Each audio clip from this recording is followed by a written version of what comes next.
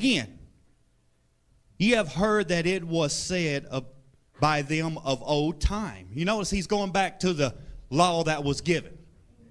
He said, you have heard of them. Now he's going to give you the true intent. Thou shalt not commit adultery. But I say unto you that whosoever looketh on a woman to lust after her hath committed adultery with her already in where? His heart. So it's beginning where? In the heart.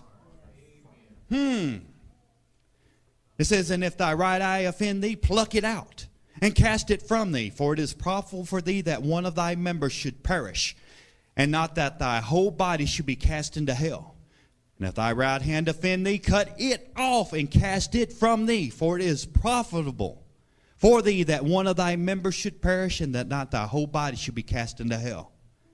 And again, and then he says, it hath been said, whosoever shall put away his wife, let him give her a writing of divorcement. But I say unto you, Jesus said, that whosoever shall put away his wife, saving for the cause of fornication, causeth her to commit adultery. And whosoever shall marry her that is divorced, committeth adultery. So he's dealing with now the true intent of the law is to judge the hearts, the intents, and the thoughts of man's hearts. Amen. Let's go to Matthew 12.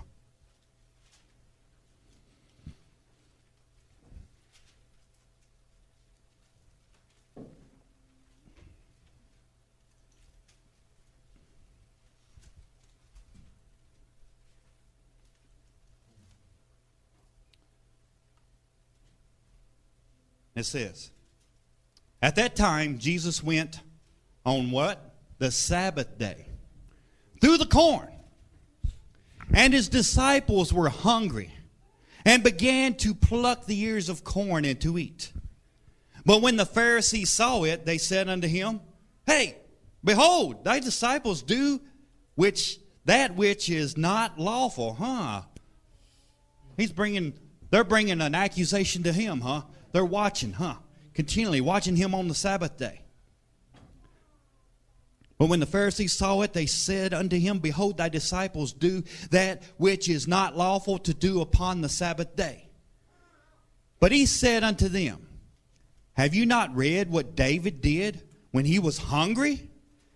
And they that were with him, how he entered into the house of God and did eat the showbread which was not lawful for him to eat, neither for them which were with him, but only for the priest?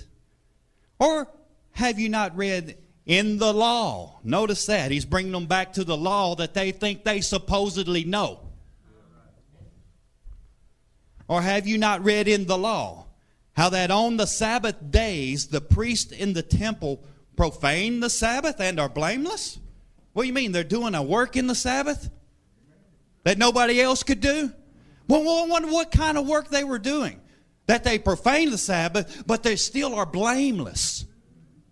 But you got these Pharisees that are so critical and so religious and so dominant on keeping the letter of the law to the hilt that they can't see the true intent of the law.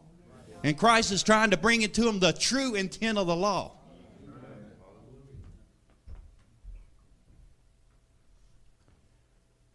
It says, but I say unto you that in this place is one greater than the temple. Because he's basically saying the one that builds the house is greater than the house. Because he did, you remember in Hebrews chapter 3, they did not enter into his rest because of unbelief. He's talking about them that were in the wilderness. And they were on a journey coming out of Egypt going to a promised land. And they did not enter into his rest, which was a shadow. Basically saying they did not enter into the promised land. Then people that unbelieved, they did not enter into his rest. That shadow of moving into the promised land, which was going to be their rest. But they provoked him to anger in many much ways, as though he was trying to bring them into his rest, to the land which he promised them. And he's trying to bring us into his rest, that we're going into a kingdom. Yeah, we're partaking of the Sabbath now physically, but there's more of partaking of the Sabbath that's got to happen in us spiritually. We got to understand that, yeah, there's more depth to this rest that we are going to partake of, that we must partake of. Because if we're faithful over a little, he's going to make us Lord over a lot.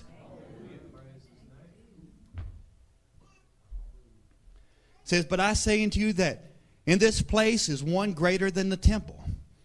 Because the priest did something that they said he profaned the Sabbath and are blameless. Let me read you that. If you want to write that down in your notes, it's 1 Chronicles 9:32. What did these priests do? They did a service in the tabernacle. I'll read you that service real quick. 1 Chronicles 9:32.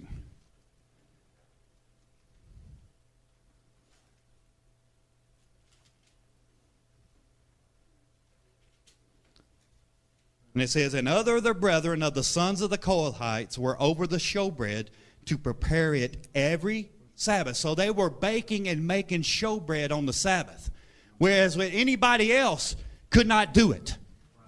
But the priests were in a house of God, and they were doing the showbread because the showbread was there for a service. And because they was there preparing it for a service, they themselves then were blameless. So there was a purpose that it was not charged to them as labor or as work, because the intent of them making the showbread was for another reason, for the service of the house of God. I think he brought them, hey, David, you remember David, the king of Israel? He went in there and one day and was just, him and his men were hungry. So they ate the showbread, and then the priest asked him, are you clean? Are you holy? He said, yeah, we've not been with a woman quite a few days. So they allowed him in. Bringing them to remembrance, Wrote down, this means that the Sabbath came into being after the creation of man, not to make him a slave of rules and regulations, but to ensure his physical and spiritual well-being. Lord, who is Lord of the Sabbath, he has the authority to determine in what manner the Sabbath is to be kept so that God is honored and man is benefited. Amen. But I say unto you that in this place, as they was looking at him, is one greater than the temple, because he made the body. He was the creator of all. But if ye had known what this meaneth, talking to the Pharisees, I will have mercy and not sacrifice. So the Lord is going to have mercy. But he's not going to do like they do, sacrifice many things for just the keeping of our literal law to the T and to the letter of it. But he's got to have mercy and not sacrifice. And it says, ye would have not condemned the guiltless. It says, for the Son of Man is Lord even of what? The Sabbath day. Because we know the Sabbath, what was it? Was made for man and not man for the Sabbath. So it was made for man as a servant. And for man to enter into that rest and be of service. Amen. Matthew 22.